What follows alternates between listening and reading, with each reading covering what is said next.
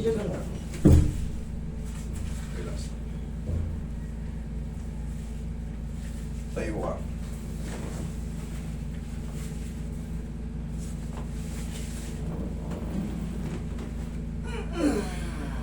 Higang patagilid. Tagilid ka, higang patagilid. Higang patagilid. Para makatulog ka na mamaya. Alam mo yung kirot niyan, yung parang hindi mo maintindihan. Oo. Para siyang buhay na parang gustong dumaloy tapos pinipigil dun sa may ano. Ganun ang pakiramdam noon. Pag gumagano, siyempre, irritable ka, hindi makatulog. Relax na. Kahit anong tuwad mo. Pero kailangan ma-adjust yung vertebral body mo para yung pagkakaipit o yung impinging or impingement mawala. Relax.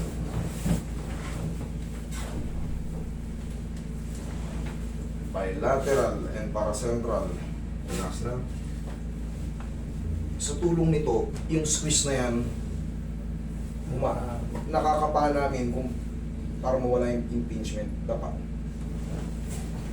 Tapos, syempre, yung traction. Ito na po yung mga sa bulas. Hindi niya po yun.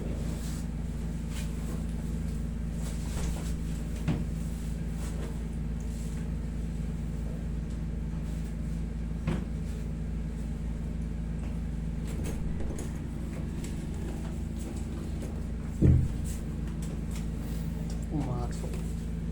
Day by day ka ba nagmumotor, bossing? Kaya pala eh. Sandil lang yung ano ko po. Bakante. Opo. Kaya pala bossing eh. Hindi healthy yung ano eh. Nararamdaman mo rin naman eh, pag nakakaldag ka. Oo, sakit. Yung Sakit, di ba? Oo. Pwede naman magmotor pero siyempre kahit pa paano, mag-back brace ka muna tapos iwasan mo pagka lang yung may mga lubak-lubak. Nakukompress kasi siya eh, doon pa lang yari ka na agad eh. Kaya pagdating ng hapon, matutulog ka na, wala na. For check-up lang naman ko. Pero nagpa-therapy ako, parang wala pa rin nangyari. Ilang beses ka nagpa-therapy? Siguro mga 9 session. 9 session? Okay. Relax na. Sa akin, 1 session lang makakaramdam Sa tiyan po, ka sa ng tiyan. changes. Okay, sa tiyan. Okay. Inhale.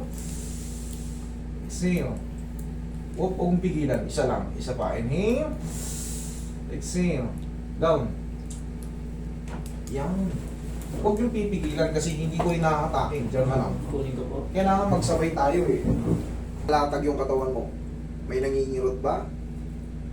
Wala. O di ibig sabihin makakatulog ka. Bakit? Yung mga nararamdaman mong tumutunog sa balakang mo tapos na-adjust, isa yun sa pamamaraan para ma-decompress yung mga pinch nerve. So pag wala na nangingirot, eh di makakatulog na tayo. Pero hindi pa yan natatapos sa ganyan, bossing. Bakit? Pag nagmotor ka, unti-unti yun napipirat. Tapos nasasaltak ka. Kaya sabi ko sa inyo, pwede namang magmotor, pero iwas sa mga lubak-lubak. Kasi wala kang choice. Pag nalubak ka, balik ka na naman sa akin. Pag hindi pa maganda-ganda yung pagkakasaldak, dun pa lang sa motor. Nararamdaman mo na yun. Alam mo naman yan eh. Kasi nga, wala na yung central pati yung foramen na tinatawag, yung sa spinal cord na yun, piyesa na, meron kasi tinatawag na spinal nerve. Yung paracentral o yung central foramen, direct to the brain na yun. Kaya ang mangyayari sa'yo, minsan nakakaramdam ka ng weakness sa buong katawan. Yung para bang hindi ka pwedeng makatag. Opo. Nakakaramdam ka ng gano'n, yun. Kaya parang feeling mo, juggernaut ka maglakad. Tagilid.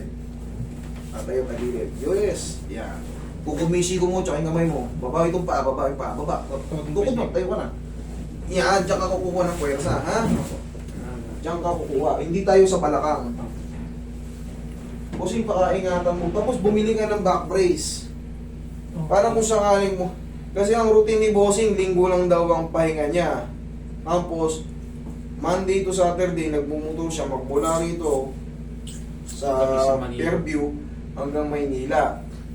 Although, malapit-lapit pa, pero syempre, yung struggle mo ng tag-tag, Oo. tag-tag, para ka nangangabayo.